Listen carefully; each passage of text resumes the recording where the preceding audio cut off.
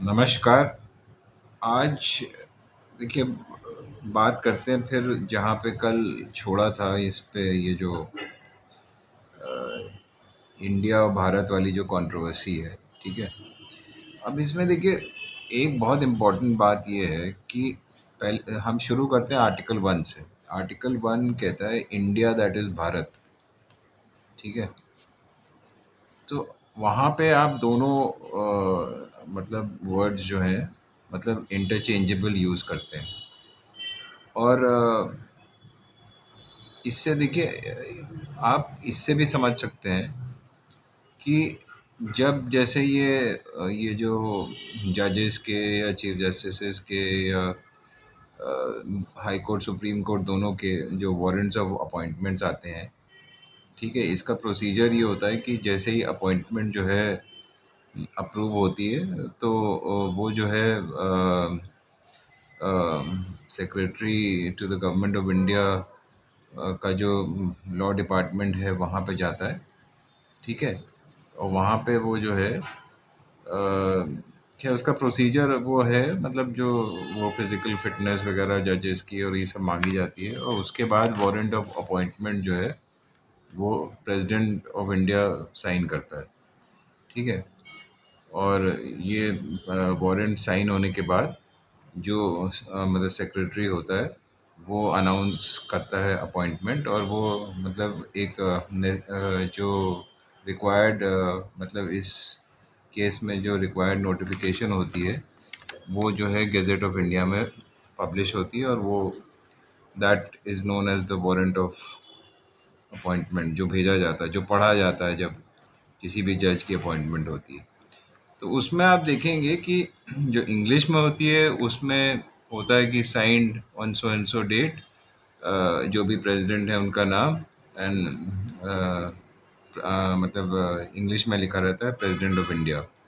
जो हिंदी वाला रहता है ना उसमें लिखा रहता है कि साइंड मतलब इस दिन को हस्ताक्षर किया और भारत के राष्ट्रपति।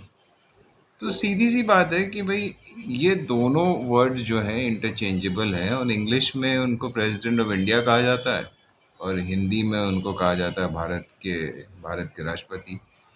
तो इन लोगों ने क्या किया है भाई लोगों ने बीजेपी वालों ने, इन्होंने आधा पार्ट इंग्लिश का ले लिया है और आधा पार्ट हिंदी का ले लिया है और फालतू की कन्फ्यूजन क्रिएट किए जा रहे हैं। तो इन्होंने लिख दिया मतलब प्रेसिडेंट ऑफ भारत। तो भैया ये आप बीजेपी जैसी पार्टी से ही एक्सपेक्ट कर सकते हैं इस टाइप की चीज़ें। तो मेरी समझ में नहीं आ रहा कि प्रेसिडेंट ऑफ इंडिया अलग है, मतलब एक लैंग्वेज में लिखा हुआ है, भारत के राष्ट्रपति अलग लिखा हुआ है, तो आप उसको कंबाइन कर दे रहे हो। वैसे तो उसमें कोई ऐसी प्रॉब्लम है नहीं देखा जाए तो। देखिए जैसे आर्टिकल 1 खुद ही कहता है, तो वो ऑथराइज मतलब दोनों दोनों को इंटरचेंजेबल करता है। तो इतनी कंट्रोवर्सी जो ये लोग फालतू की क्रिएट कर रहे हैं ना, इसमें बेसिकली कुछ है नहीं। अब आप अगर उसको देखिए हिंदी में बोलेंगे तो उसको बोलेंगे मतलब भारत का संविधान। इंग्लिश में बोलेंगे तो उसको नेचुरली आप लिखेंगे कॉन्स्टिट्यूशन ऑफ इंडिया। तो अननेसेसरी का ना जो ये लोग कंट्रोवर्सी क्रिएट करे पड़े हैं। अगर ये लोग उसको प्रेसिडेंट ऑफ भारत या प्राइम मिनिस्टर ऑफ भारत और ये सब लिखते हैं उससे कोई ख़ास फ़र्क नहीं पड़ता। देखिए क्योंकि देखिए ये मतलब ये इंटरचेंजेबल वर्ड्स हैं। जैसे मैंने आपसे बोला ना कि आर्टिकल 1 खुद ही कहता है कि India that is Bharat is a union of states.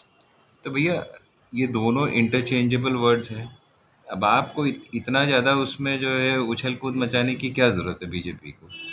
क्योंकि देखिए ये इसलिए करते हैं क्योंकि इनके पास अपना कोई बताने लायक कोई चीज़ है नहीं, ठीक है? कोई ऐसी चीज़ इनके पास है नहीं कि ये बता पाएँ कि भाई हमने ये किया आपके लिए, वो किया।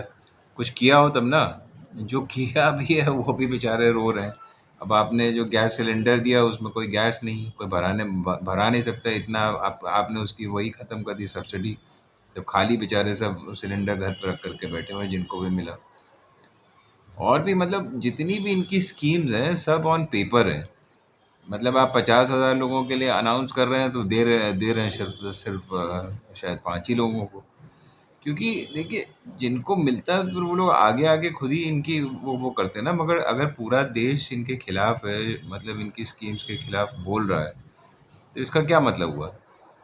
तो ये जो इन्होंने शगुफ़ा छोड़ा है ना, मुझे नहीं लगता और इसके आगे कुछ ये होगा जाएगा, क्योंकि जैसे मैंने कहा कि ये जो है अकॉर्डिंग टू आर्टिकल 1 ये दोनों इंटरचेंजेबल वर्ड्स हैं और इसमें कोई ऐसा प्रॉब्लम नहीं है अगर आप उसको मतलब आप उसको प्राइम मिनिस्टर ऑफ भारत लिख दें या आप प्रेसिडेंट ऑफ भारत लिख दें, क्योंकि दोनों जैसे मैंने कहा हर जगह यूज़ होते हैं मगर अलग-अलग होते हैं। यहाँ पे इन्होंने आधा उसका ले लिया, आधा उसका ले लिया। तो आई होप आप मेरी बात समझ गए होंगे और इसमें बहुत ज़्यादा वो होने की ज़रूरत है नहीं। अनलेस एंड अनटिल कोई और इन्होंने बेवकूफ़ी प्लान कर रखी हो तो वो तो आगे जाके ही पता चलेगा। जय हिंद, जय भारत।